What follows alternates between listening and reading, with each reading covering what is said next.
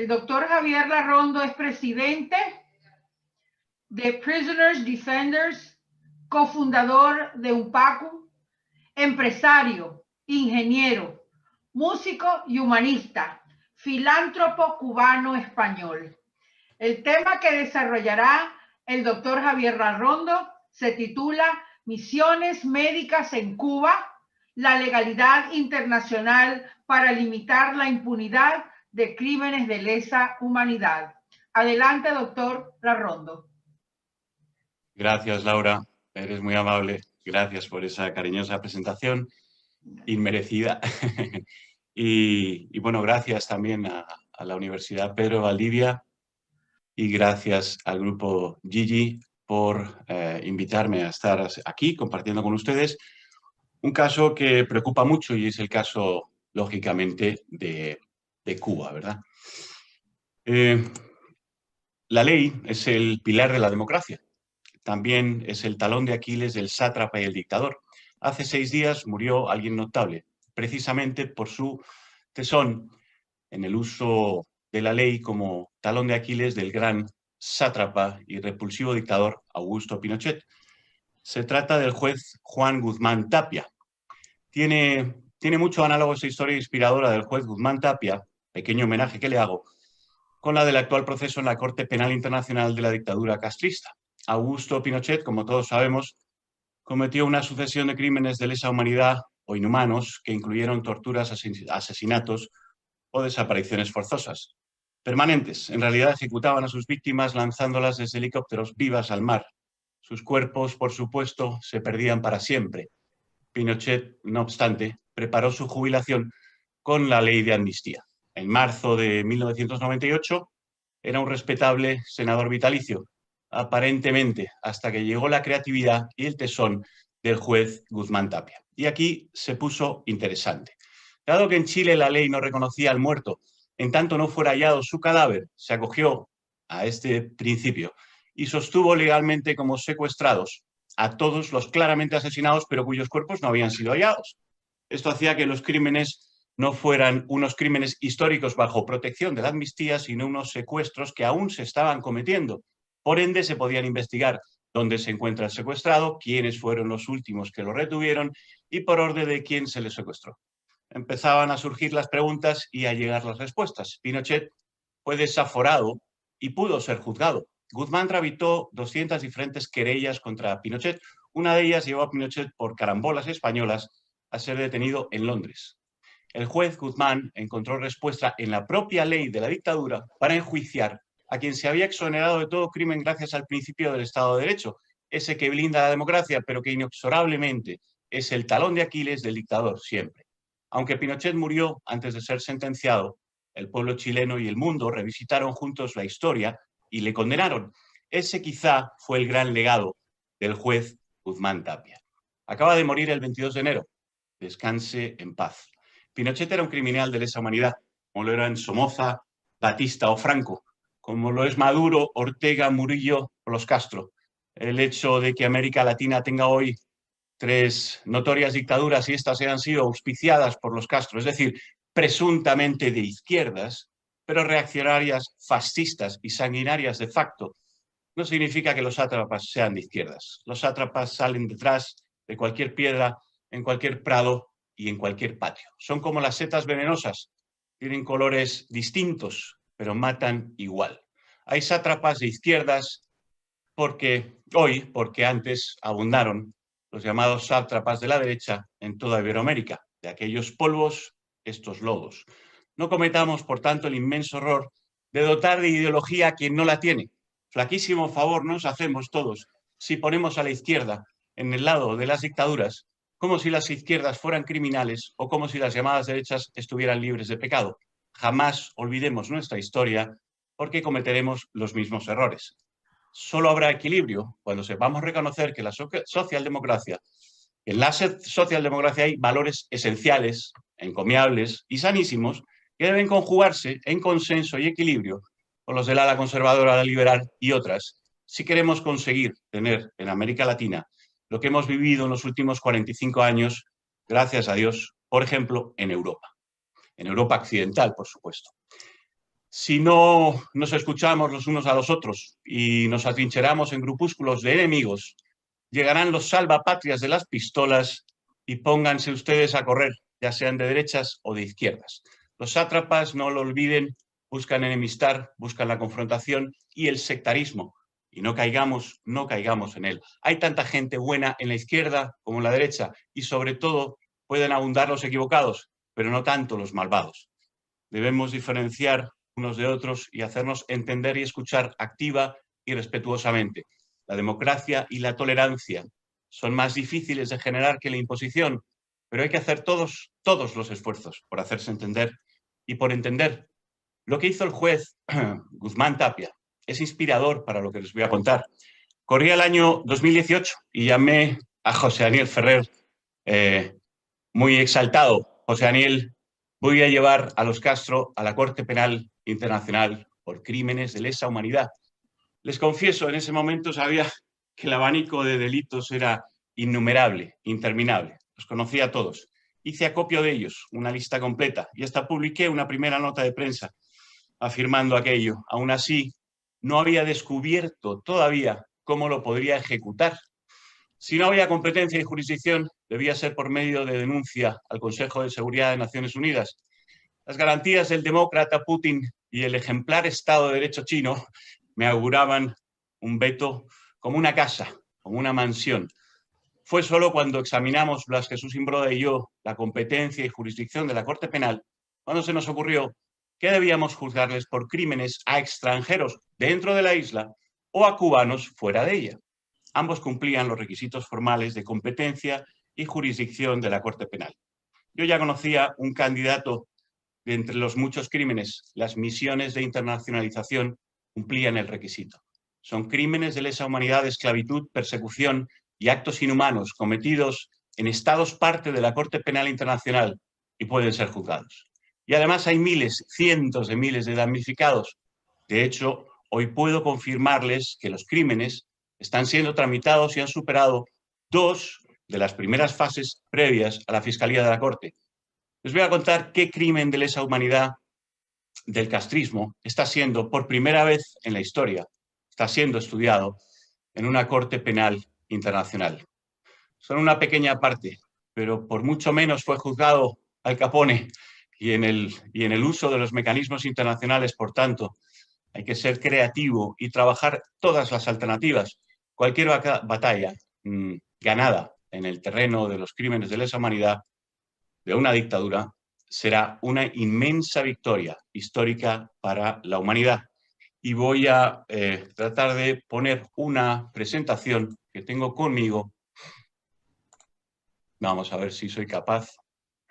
Bien, espero que se vea bien. Vamos a ver si pasa página. Esto suele pasar.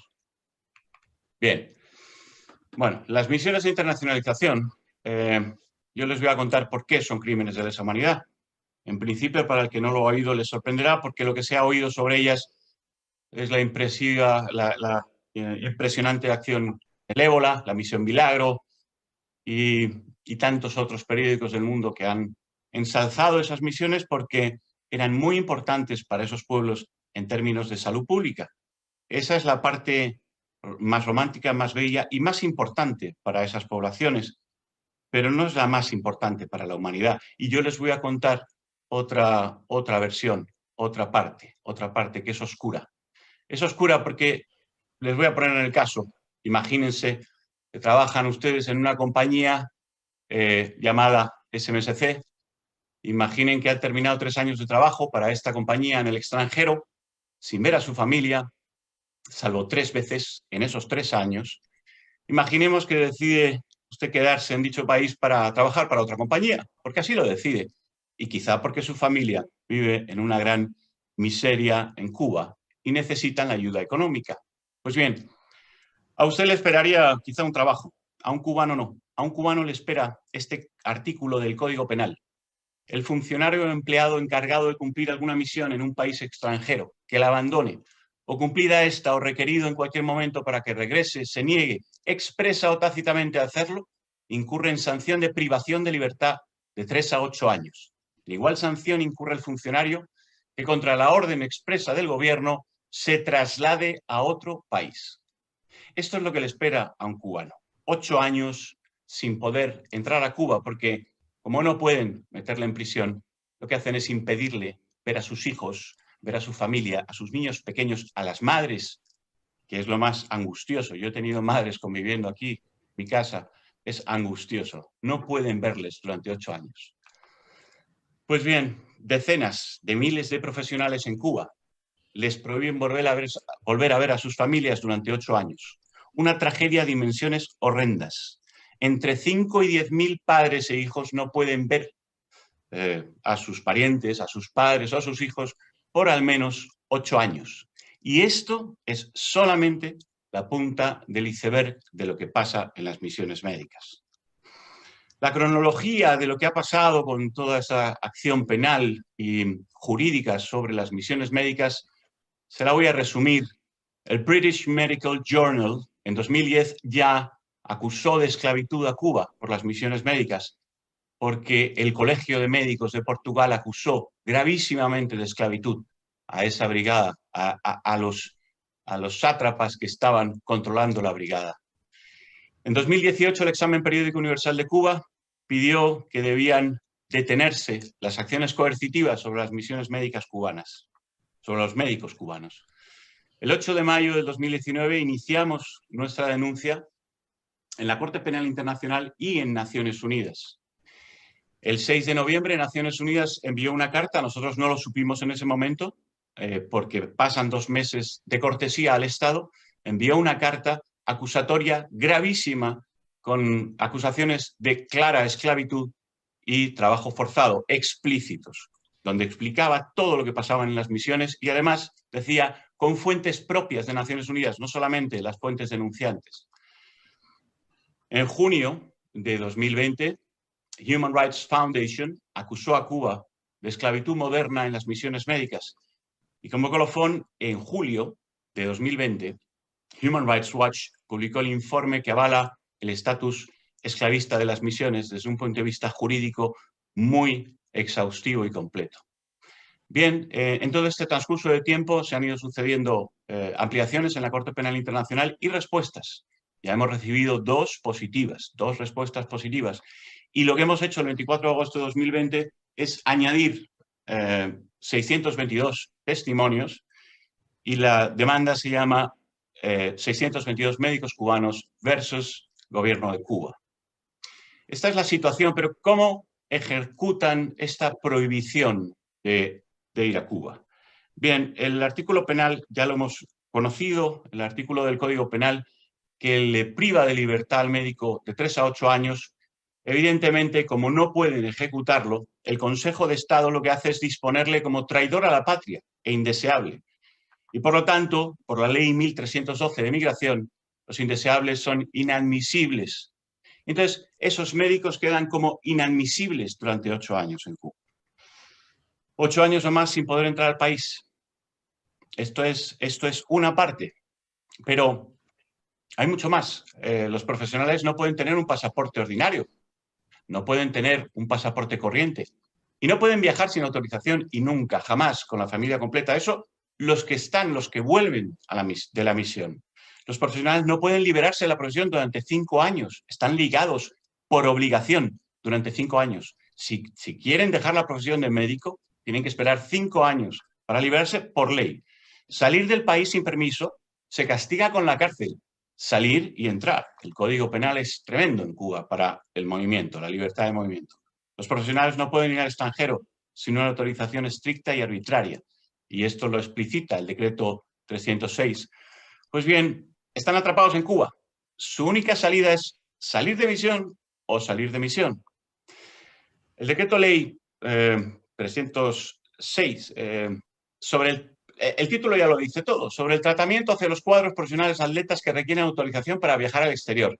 Bueno, mejor no entramos en detalle, pero está incluido atletas profesionales y cuadros de todas las categorías, hasta técnicos, ni siquiera licenciados, y además tienen que esperar 5 años naturales desde la fecha en que solicitan dejar el trabajo. ¿Cuál es el marco represivo que tienen en las misiones? En primer lugar, en contadas misiones al trabajador se le entrega contrato. Nos encontramos con que la mayoría, muchísimos de ellos, no tienen ni siquiera un contrato. Se les confisca del 75 al 95% de su supuesto salario. Se les confiscan los pasaportes al llegar a destino. Se les prohíbe llevar los títulos legalizados. La familia y los hijos no les pueden visitar, ni ellos a esta, salvo una vez al año. No está permitido casarse en el país. No está permitido. Amenazados con la cárcel o el destierro de por vida. Esto no es más, señores, que el esquema idéntico a una trata de blancas. Porque sin dinero, sin pasaporte, sin título profesional, no eres persona. Y si no puedes casarte, tampoco podrás ser residente. Estás atrapado. Estás atrapado dentro de Cuba, estás atrapado en las misiones. Esta es la diatriba a la que se enfrenta un médico cubano. Pero ahora vamos a ver qué les pasa cuando están en la misión. La Ley y Reglamento 168 del Ministerio de Comercio Exterior dice lo siguiente. Es el reglamento disciplinario para los trabajadores civiles. Esto es muy importante. Son trabajadores civiles en el exterior, lo dice la ley.